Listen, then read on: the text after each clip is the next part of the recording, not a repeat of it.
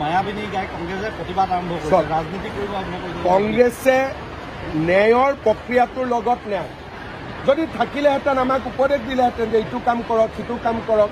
আৰু এনেকৈ আগবাঢ়ক কোনেওতো আমাক পৰামৰ্শ একো দিয়া নাই আজি তেওঁলোকে যদি সঁচাকৈয়ে জুবিনক ভাল পালেহেঁতেন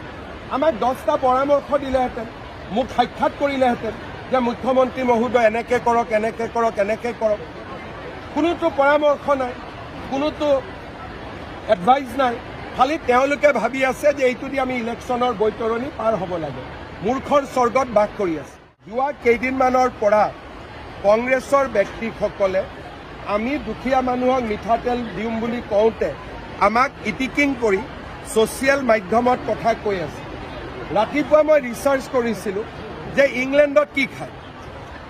তেতিয়া মই গম পালোঁ যে ইংলেণ্ডত ছানফ্লাৱাৰ তেল খায় গৌৰৱ গগৈ 2টা ল'ৰা ছোৱালী ইংলেণ্ডত থাকে ব্ৰিটিছ হয় গতিকে মিঠাতেলৰ ভেলু তেওঁ বুজিব নোৱাৰে ছানফ্লাৱাৰ তেল বুলি ক'লে তেওঁ হয়তো বুজিলেহেঁতেন গতিকে কংগ্ৰেছৰ মানুহে এতিয়া ইংৰাজ শাসনক পৰাজিত কৰা পাৰ্টিটোৱে